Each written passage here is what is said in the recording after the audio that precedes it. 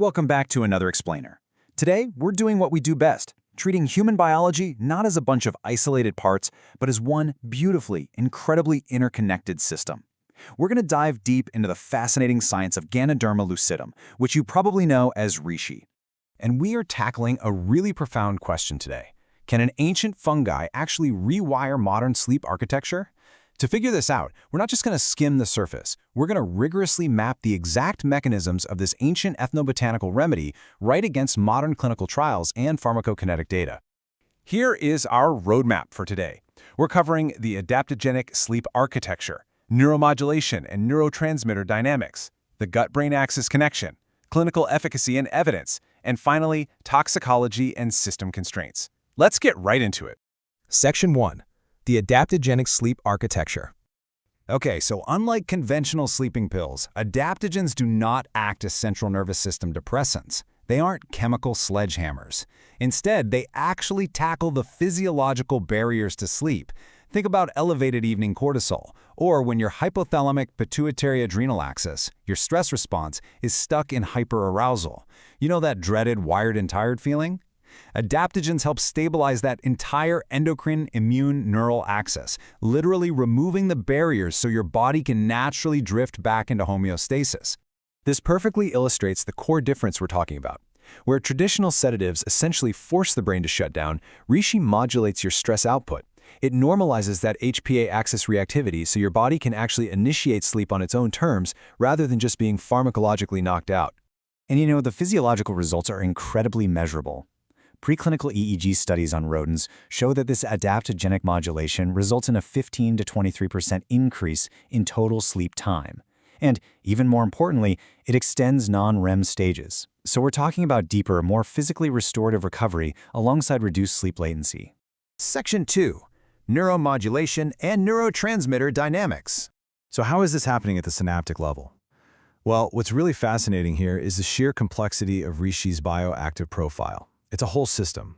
It utilizes triterpenes from the fruiting body to structurally mimic GABA, your brain's primary calming neurotransmitter.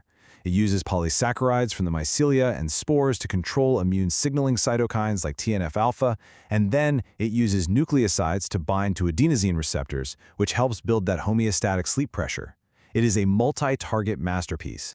Now, how do we know it's directly hitting those receptors? This is absolutely brilliant. Researchers tested reishi in pentobarbital-treated models, and sure enough, sleep latency went down. But the real proof? When they introduced flumazenol. Flumazenol acts like a biochemical bouncer. It completely blocks the brain's classic benzodiazepine binding sites. When they added it, reishi's sleep-promoting effects vanished entirely, completely neutralized. That proves reishi is actively unlocking that calming pathway. Plus, we see significant increases in hypothalamic serotonin, which is your precursor to melatonin.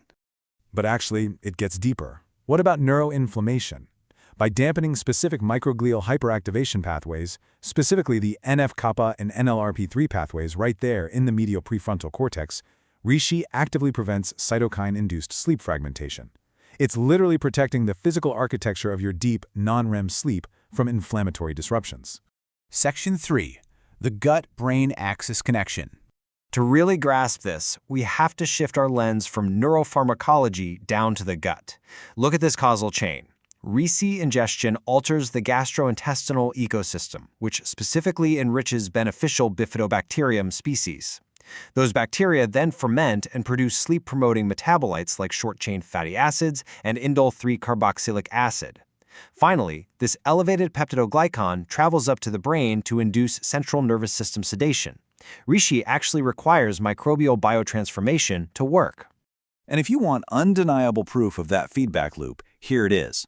When researchers depleted the gut microbiome using broad-spectrum antibiotics, reishi's tranquilizing and sleep-promoting effects completely disappeared. Zero effect. This incredible finding proves an absolute dependency on your gut microbiota for reishi's efficacy. No bacteria, no sleep benefits. Section 4. Clinical efficacy and evidence. Let's pull back and look at the human population data. In a massive cross-sectional survey of nearly 1,400 Chinese cancer patients, long-term reishi users reported profound, quantifiable improvements in severe systemic symptoms. We're talking a 55% improvement in nausea, 52% in fatigue, and a 50% improvement in depression. This is exactly what systems-level recovery looks like in practice. We see similar results in a really rigorous double-blind placebo-controlled trial of 132 patients dealing with neurasthenia, which is this profound, unshakable physical and mental exhaustion. Just an 1,800 milligram dose of Ganapali extract drove massive reductions in neurological fatigue. Over half of the patients were rated as clinically improved. And what happens when you sustain these systemic improvements over the long haul? Looking at preclinical longevity models over 10 months, chronic triterpenoid administration literally mitigated age-associated brain physiological decline. At 1 month, we see the activation of autophagy, cellular cleanup, signaled by mTOR and LC3A/B. By 5 months, there's a significant reduction in brain apoptotic cells, meaning less brain cell death. And by month 10, subjects preserved their brain telomere length and even prevented cataracts. It's effectively modifying the biological trajectory of aging. Section 5. Toxicology and System Constraints. Now, treating this as a rigorous explainer means we have to analyze the physiological trade-offs.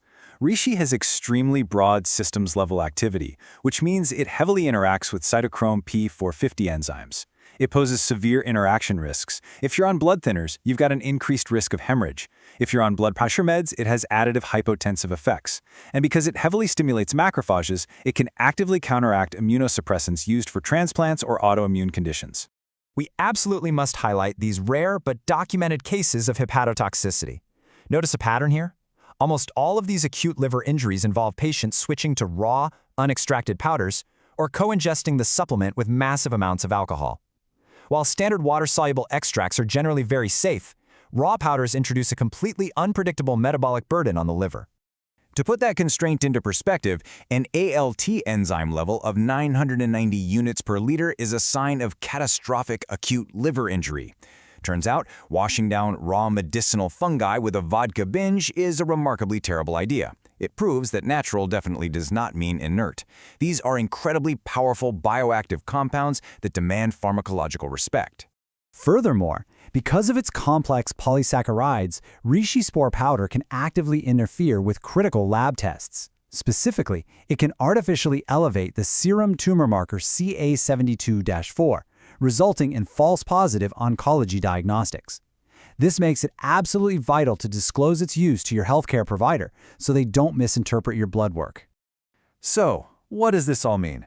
Reishi really forces us to reconsider everything we know about human recovery. It perfectly demonstrates that sleep is a systemic outcome relying on gut ecology, immune balance, and endocrine stability.